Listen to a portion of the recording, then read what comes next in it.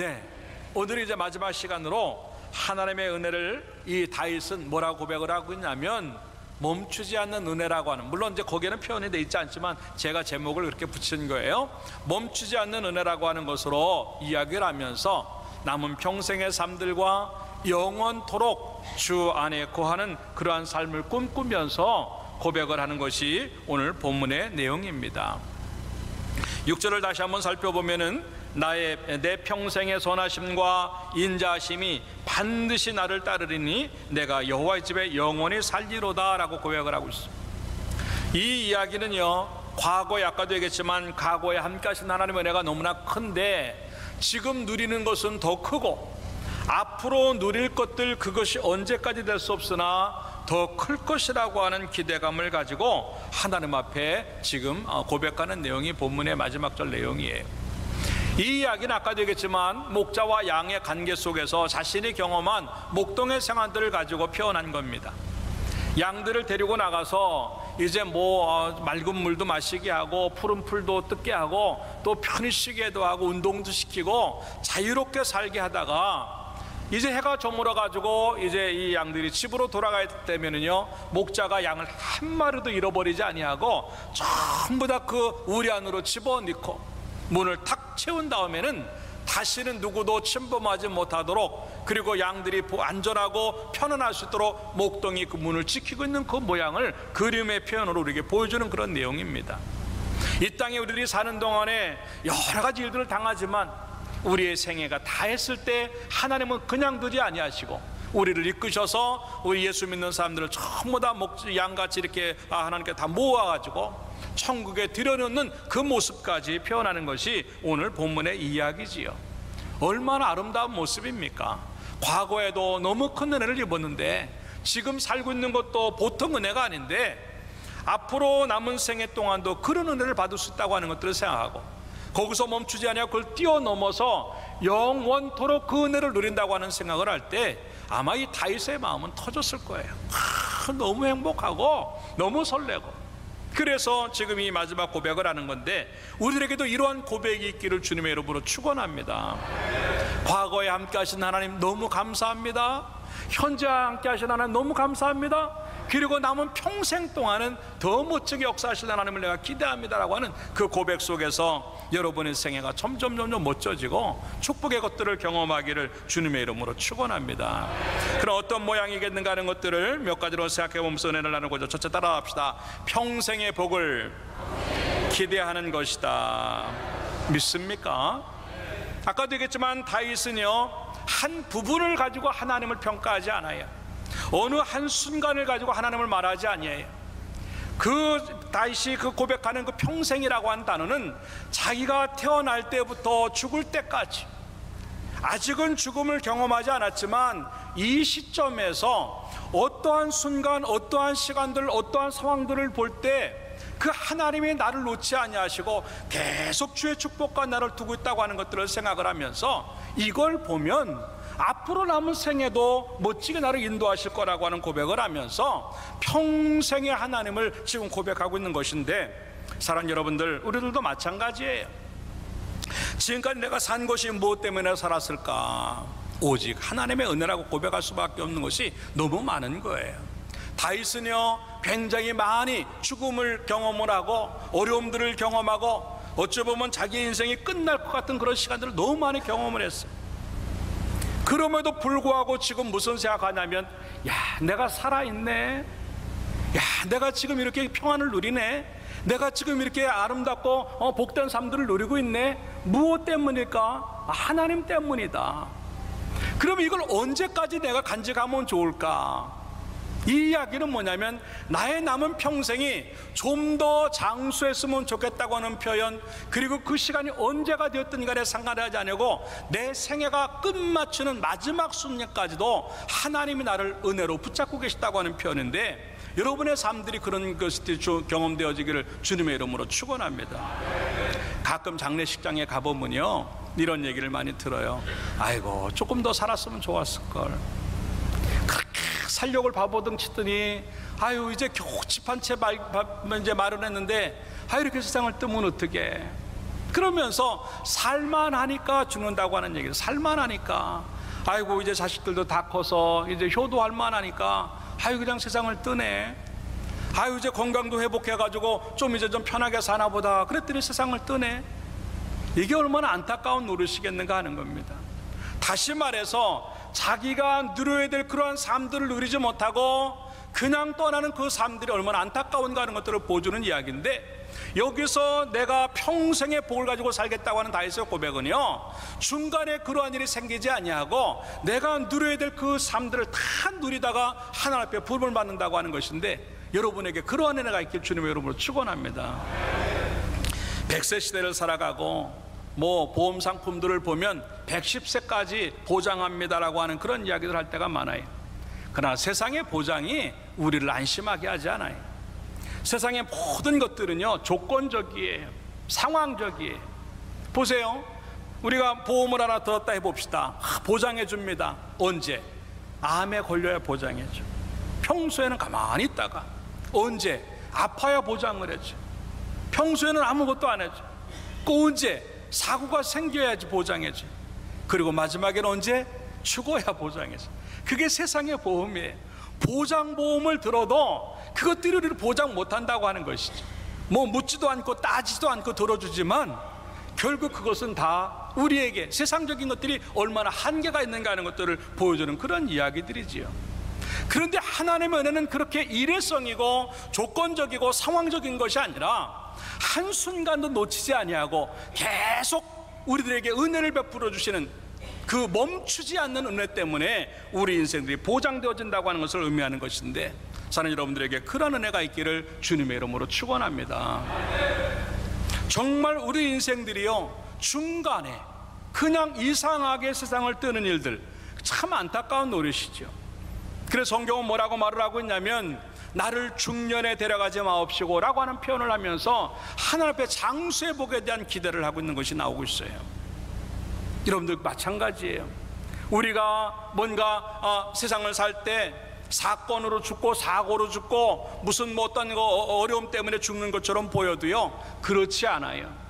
하나님의 뜻 가운데 죽는 것인데, 우리의 남은 평생들을 통해서 그 뜻들이 이루어진다고 했을 때 우리의 인생들은 점점 그 인생의 시간들이 길어지고 그것들로 인해서 하나님 앞에 누릴 수 있는 복들이 더 커진다고 하는 것인데, 그 모양이 우리 가운데 나타나기를 주님의 이름으로 축원합니다. 그래서 시편의 기자는 어느 정도까지 얘기하고 있냐면요, 시편 128편 5절과 6절이에요. 이렇게 말합니다. 여호와께서 시온에서 내게 복을 주실지어다. 따라합시다. 너는 평생에 예루살렘의 번영을 보며 내 자식의 자식을 볼지어다.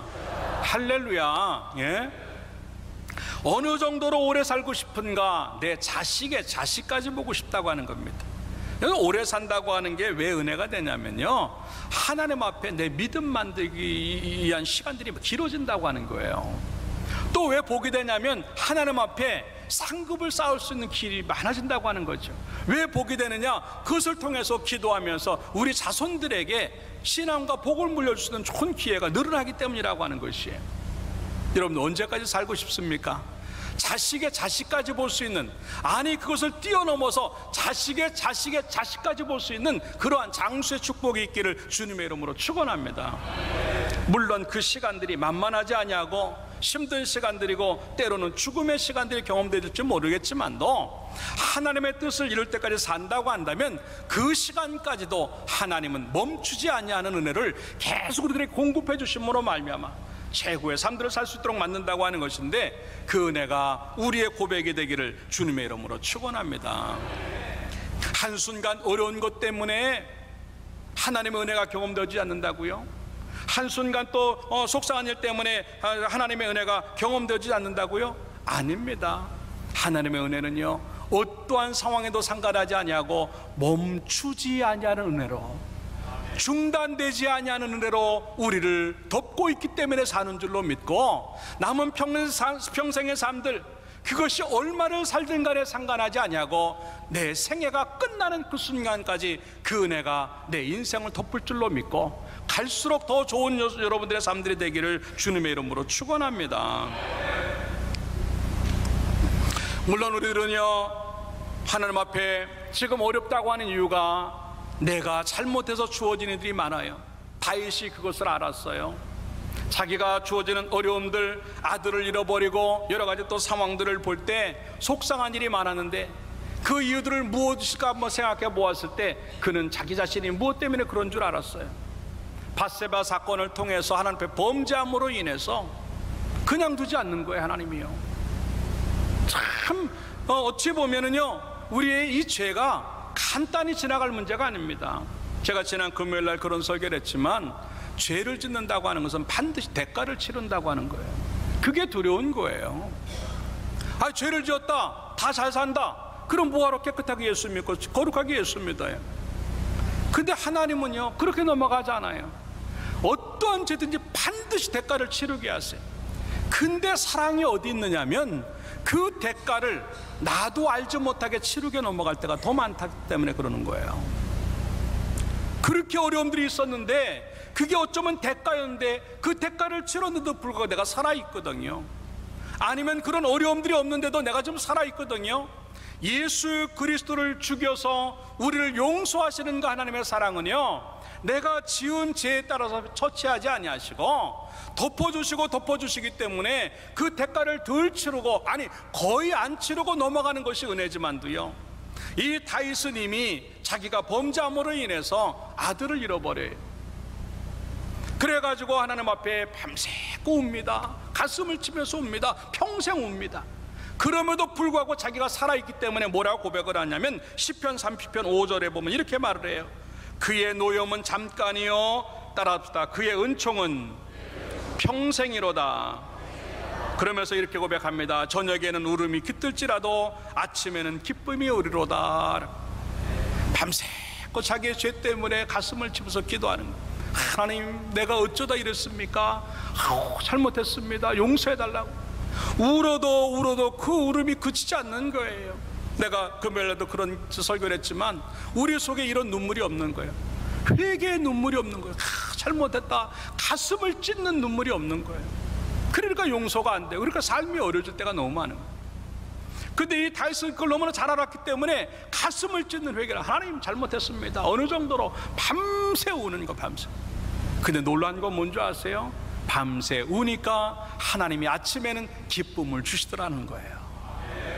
그 노여움 때문에 어려움이 있었지만 하나님의 노여움은 잠깐 지나갔고 남은 모든 것들 속에서 은총이 평생 같다고 하는 고백을 하는 것인데, 사랑하는 여러분들, 때로는 우리가 죄로 인해서 아니면 또 여러 가지 실수로 인해서 여러 가지 또 어려움들로 인해서 우리 속에 하나님의 은혜가 멈춰진 것처럼 느낍니까? 아닙니다.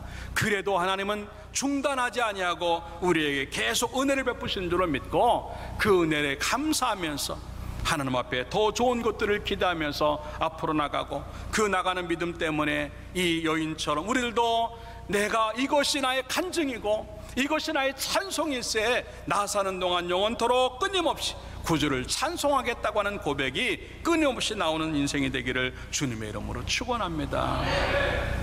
두 번째, 따라서 하겠습니다. 따르는 복을 기대하는 것이다. 믿습니까? 오늘 본문의 말씀해 보니까 내 평생의 선하심과 인자하심이 반드시 나를 따르리니 라고 기록을 하고 있습니다. 여기서 따른다고 하는 이야기는요, 쫓아온다, 추적한다 라고 하는 뜻입니다. 하나님의 은혜는요, 어떤 은혜냐면 추적해오는 은혜예요. 내가 어딜 가든지 내가 무엇을 하든 간에 상관이 하지 아니하고 하나님은 그것까지 쫓아오셔서 나에게 은혜를 베푸시고 나에게 필요한 것들을 채우시는 그 하나님이라고 하는 거예요. 이 다윗은요, 목자의 경험을 통해서 그걸 아는 거예요.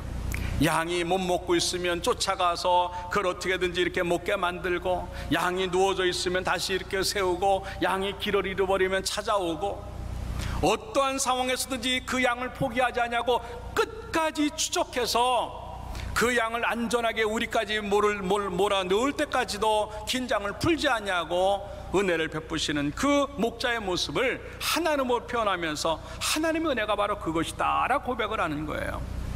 이 모습을 보면요, 꼭 엄마의 마음이, 엄마가요, 아이들이 밥 안 먹는다 그러고 밥 먹기 싫다 그러고 나 그거 안 먹어 그래도요, 어떻게 해요? 밥숟가락 밥그릇 들고 다니면서 또 먹이는 거예요. 먹어야 돼, 먹어야 돼. 왜? 먹어야 유치원 가고, 먹어야 어린이집 가고, 먹어야 학교 가서 공부할 수 있으니까. 안 먹는다 하면 억지로도 먹여갖고 배가 든든해야지. 에? 그래가지고 먹여서 아이들을 내보내는, 그거 엄마의 모습하고 똑같은 거예요. 하나님의 음성이 싫다고, 하나님의 말씀이 듣기가 싫다고, 하나님이 부담스럽고 자꾸 떠나가는 우리일지 몰라도요, 하나님의 사랑은 어떤 사랑이냐면 끝까지 나를 추적하셔가지고 끝까지 나를 따라와서 이거 먹어야 돼, 이거 먹어야 돼, 이거 먹어야 살아. 그래서 우리를 먹이시고 채우시는 은혜인 줄로 믿습니다. 그 은혜 때문에 사실 산 거예요. 다윗은요, 죽음의 장소에 얼마나 많이 가 있었는지 몰라요. 그런데도 불구하고 죽음의 장소에서 이 다윗이 안 죽었어요. 죄악의 자리에 많이 가 있었어요. 근데 그 죄악의 자리에서 그는 죽지 않았어요. 그리고 또 배신의 상황에 또 너무나 어려움들이 많았어요. 그럼에도 불구하고요, 이 다윗은 거기에서 문제가 생기지 않았어요. 왜? 하나님이 그것까지, 아니 어쩌면 추적한다는 걸 뛰어넘어서 먼저가 계시면서 그를 보호하시고 인도하셨기 때문에 주시는 은혜라고 하는 것인데, 사랑하는 여러분, 우리들에게도 이런 은혜가 있기를 주님의 이름으로 축원합니다. 누가복음 24장에 보면은요, 예수 그리스도께서 죽으심을 이제 보고 많은 사람들이 다 예수님을 떠납니다. 그럴 때 성경엔 엠마오로 가는 두 제자 이야기를 보여주고 있어요. 슬픈 기색을 띠고 낙심이 되어가지고 더 이상 예루살렘에 머물 이유가 없다 생각을 해가지고 엠마오로 가는 곳으로 내려갑니다. 그런데 갑자기 어느 순간에 한 사람이 턱 돋보 이제 붙더니 이야기를 나누기 시작해요. 무슨 얘기들 하느냐? 당신 거기 있는데도 몰랐느냐? 예수님 이야기다. 근데 예수님께서 그 사람들에게 이야기를 해드리고 그 다음에 또 말씀을 풀어주시고 하니까요, 나중에 이 사람들이 그분이 예수님인 것을 알게 돼요. 예수님을 만난 그들은요, 다시 힘을 얻고 예루살렘으로 돌아가는 내용이 누가복음 24장에서 우리들에게 소개하고 있다고 하는 얘기죠. 이게 무엇인가? 하나님의 은혜는요, 내가 낙심을 하든 간에 슬픔이 있든 간에 내가 실패를 했든 간에 내가 잘못을 했든 간에 상관하지 아니하고 끝까지 쫓아오셔서 나를 회복시키시고 나를 새롭게 만드셔서라도 그것으로 돌려보내신 하나님이라고 하는 것인데, 여러분들에게 그런 은혜가 있기를 주님의 이름으로 축원합니다. 그래서 여호수아 1장 9절에는 그런 얘기를 하는 거예요.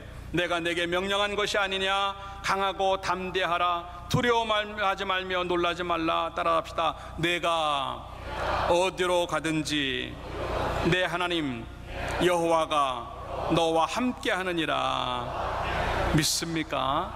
이 은혜 때문에 사는 거예요. 사실은요, 하나님이 우리를 포기했다면, 하나님이 우리를 모른 척했다고 한다면, 하나님이 우리를 붙잡고 계시지 않았다고 한다면 우리 인생은 벌써 어떻게 됐을지 몰라요. 아니 무슨 큰 질병을 얻지 않고 무슨 큰 사고를 당하지 않아도요, 운전만 하다가도 아차하는 순간들이 얼마나 많은데, 아차하면 사람을 칠 뻔하고, 아차하면 사고가 날 뻔하고, 아차하면 부딪힐 뻔하고, 그럴 때마다 하나님 감사합니다. 까딱했으면 죽을 뻔했는데, 까딱했으면 사고가 날 뻔했는데, 이런 은혜들이 얼마나 많이 경험되는데, 하물며 우리의 끔찍한 현장 속에서 하나님이 그냥 계시겠어요? 하나님이 발벗고 나오셔서 우리의 문제를 해결하시고 복을 주실 줄로 믿습니다. 이 이야기가 이제 다윗은 우리에게 뭐라고 이제 소개를 하고 있냐면, 여호와의 선하심과 인자함 때문이라고 하는 것. 6절의 말씀해 보니까 내 평생의 선하심과 인자하심이 반드시 나를 따르리니 그랬어요. 여기서 선하다고 하는 것은요, 이제 하나님이 천지를 창조하셨을 때 하나님 보시기에 좋았더라라고 하는 이야기입니다. 이 좋았다라고 하는 이야기가 창조하시고 나서 끝난 것이 아니라 지금까지도 그 모든 자연들과 우주 만물들을 통치하시면서 가장 좋은 상태로 하나님이 바라보시도록 있을 수 있도록 보존하신다고 하는 의미예요. 그리고 또 여기서 인자하심이라고 하는 것은요, 자격이 없는데도 불구하고 베푸신 하나님의 은혜를 이야기하는 거예요.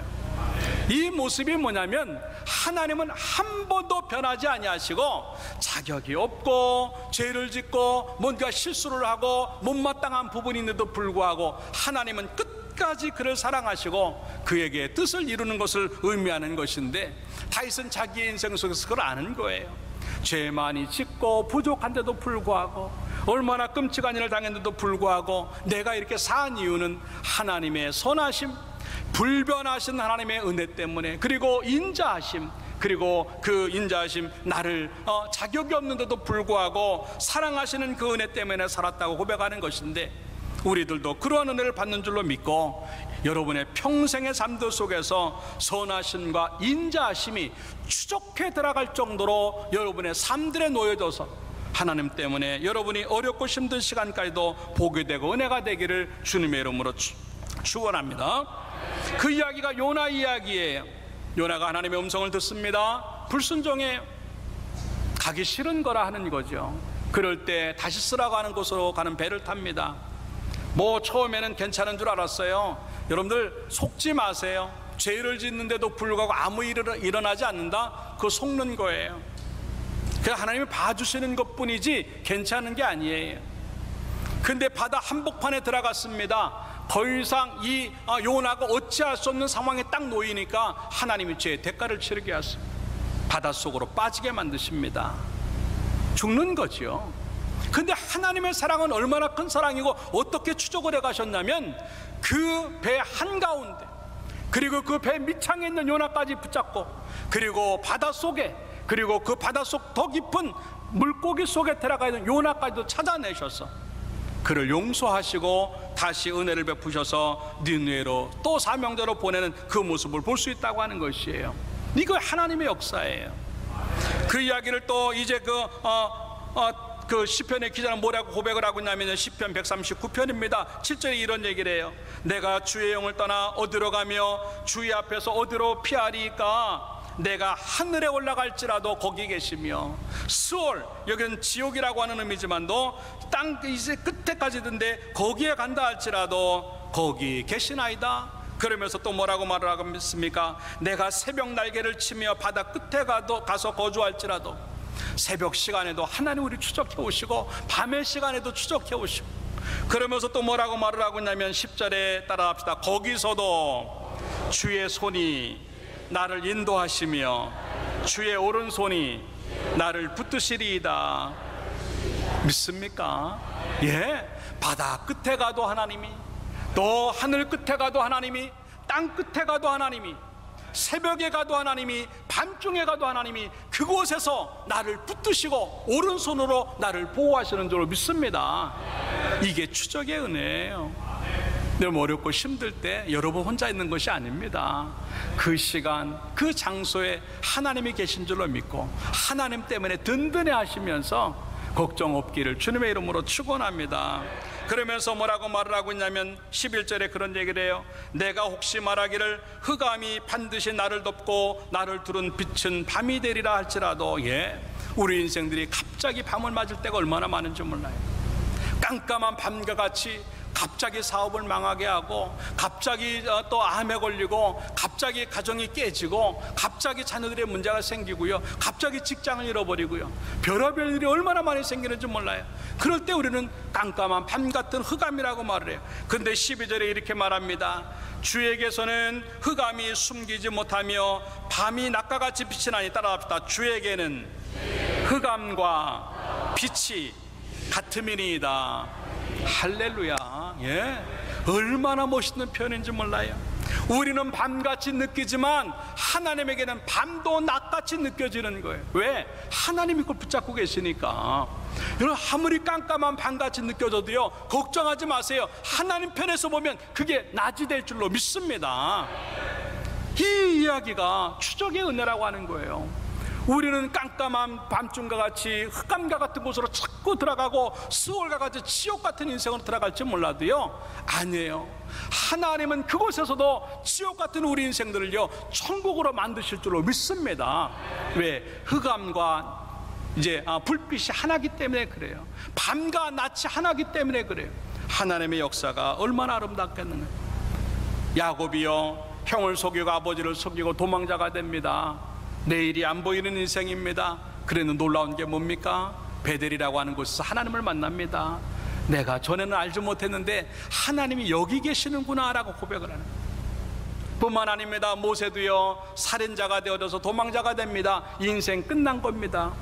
그런데요, 그곳에서 하나님이 찾아오셔서 또다시 그를 만져주심으로 말미암아 멋지게 지도자의 길을 갈 수 있다고 하는 것을 보면서 어디를 가든 간에 내가 얼마나 부족하든 간에 상관하지 아니하고 하나님의 불변하시고 자격이 없는데도 베풀어 주시는 선하심과 인자하심 때문에 내가 사는 줄로 믿고, 그 인자하심과 선하심이 여러분의 평생 동안, 여러분의 인생의 마지막 순간까지 우리를 추적해 오셔서 붙드시는 줄로 믿고, 남은 생애 동안 그 은혜들을 경험되어서 하나님 때문에 낮과 같은 밤이라 할지라도, 깜깜한 밤이라도 할지라도 그것이 낮과 같이 여겨지며 살 수 있는 행복한 인생들이 되기를 주님의 이름으로 축원합니다. 마지막 세 번째 따라합시다. 영원히의 복을 기대하는 것이다. 믿습니까? 오늘 본문의 마지막 부분에 보니까 내가 여호와의 집에 영원히 살리로다 라고 고백을 하고 있어요. 이 고백은요, 천국의 삶을 의미하는 것입니다. 이 다윗은요, 다 알고 있었어요. 뭐를요? 자기 인생이 얼마 있으면 끝난다는 거 아는 거예요. 내가 50을 살든 60을 살든 상관하지 아니하고 우리가 100살 150살 되면 다 죽는 걸 아는 거예요. 뿐만 아니에요, 이 세상의 것들이 그렇게 큰 의미가 없다는 걸 아는 거예요. 이 다윗은요, 최고의 왕이었어요. 그리고 다윗궁, 다윗성은요, 대단한 성이었습니다. 그 성에서, 그 궁궐에서 거하는 다윗은요, 세상 부러울 게 없었어요. 그런데요, 그걸 그렇게 중요하게 생각하지 않아요. 왜? 그걸 빼앗겨 보니까 아는 거예요. 자기 아들 압살롬에게 반역을 당해가지고요, 다윗이요, 천하의 다윗이요, 신발도 신지 못하고 도망을 갑니다. 어느 정도로 끔찍한 얘기냐면 사무엘하 15장 30절에 이렇게 말을 하고 있어요. 다윗이 감람산이라고 하는 것은요, 다윗성에서 얼마 거리가 안 돼요. 이렇게 내려다보면요, 다윗성 달려가면 금방 갈 수 있는 그 자리에, 그런데 자기 자식에게 그거를 빼앗기고 이제 도망가는 자기의 모습이 얼마나 처량했는지 몰라요. 그러면서 감람산에서 뭘 보느냐면 올라갈 때 이렇게 말합니다. 그의 머리를 그가 가리고, 너무나 슬퍼서 가리는 것도 있겠지만 여기서는 부끄러움을 의미하는 거예요. 천하의 다윗이 자기 자식에게 반역을 당해가지고 도망을 간다, 신발도 못 신고, 너무 부끄럽고 너무 자존심 상하는 일이었어요. 뿐만 아니에요. 그러면서 그렇게 말합니다. 그가 그의 머리를 가리고 맨발로 울며 가고라고, 신발도 신지 못하고 울면서 가는 다윗의 모습이야말로 처량 자체였어요. 이 모습을 경험하면서 다윗은 무슨 생각하냐면, 이 세상의 것은 부질없다. 이 세상에서 부질없다. 금방 이 성 빼앗기고, 방심한 사이에 그냥 뺏기는 거잖아요. 금방 자기 인생들이 끝나고 얼마나 많은 사람들이 자기 앞에 죽어나가는 것을 봤어요. 이게 인생이구나. 그렇기 때문에 이 땅의 것들은 아무것도 생각할 것이 없고, 내가 정말 살고 싶은 곳은 저 천국이라고 하는 것을 고백하는 것인데, 사랑하는 여러분들, 여러분들에게도 그렇다 해서 이 땅의 것들을 우습게 생각하고 막 크게 하라는 게 아니라, 여러분의 믿음은요, 이 땅의 것들의 소망을 두지 아니하고 천국의 소망을 두고 살아가는 믿음 되길 주님의 이름으로 축원합니다. 어디에 살고 싶습니까, 여러분들? 학군 좋은 데 간다고 강남으로 다 이사 가가지고 그냥 애들 좋은데 막 공부하게 하는 거, 좋지요.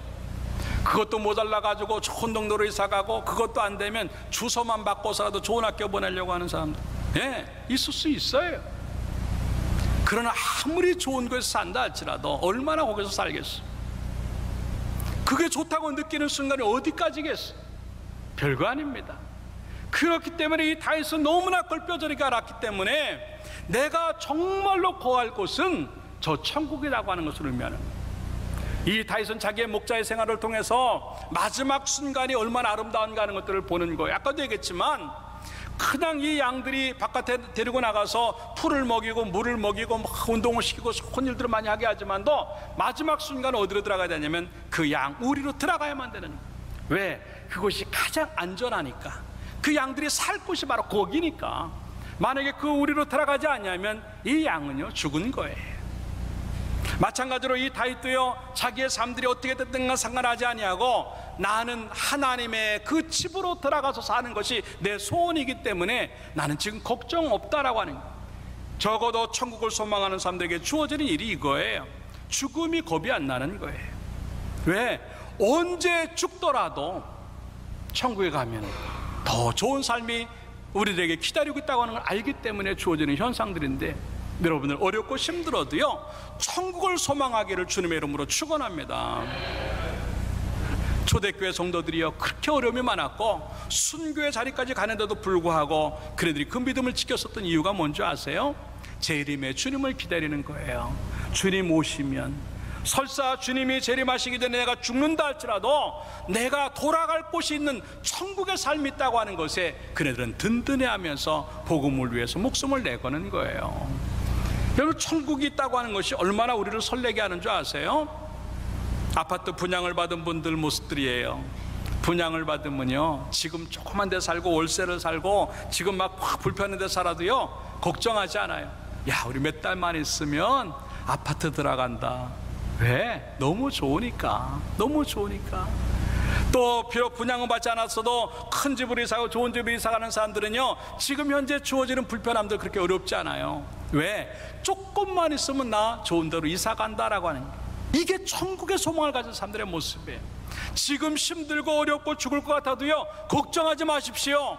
하나님의 나라는 여러분들에게 모든 것들을 안겨줄 수 있는 축복의 나라요 완전한 나라인 줄로 믿고 그 은혜를 기대하면서 지금 어려운 것들을 잘 견디고 오히려 천국만 생각하면 여러분 속에 설레임이 있고 소망이 생겨서 행복한 인생들을 살기를 주님의 이름으로 축원합니다. 우리는 자꾸 세상의 어려움 때문에 이 땅의 것들 가지고 쩔쩔맬 때가 많지만 정말 신앙을, 천국의 소망을 가진 신앙인들은요 내 마음 그곳에 있게 하소서라고 하는 거예요. 그러면서 2절에는 그런 얘기를 해요. 괴로움과 죄가 있는 곳 나 비록 여기 살아도 빛나고 높은 저곳을 날마다 바라봅니다라고 하는 겁니다. 비록 이 땅의 삶들을 살지만도 천국을 볼 수 있는 눈을 가진 자들이 얼마나 아름다운 삶을 살아가는가 하는 것을 보여주는 것인데, 날마다 그 은총들이 우리 가운데 경험되어져서 하나님의 은혜가 멈춰지지 않는 것들이 경험되어지기를 주님의 이름으로 축원합니다.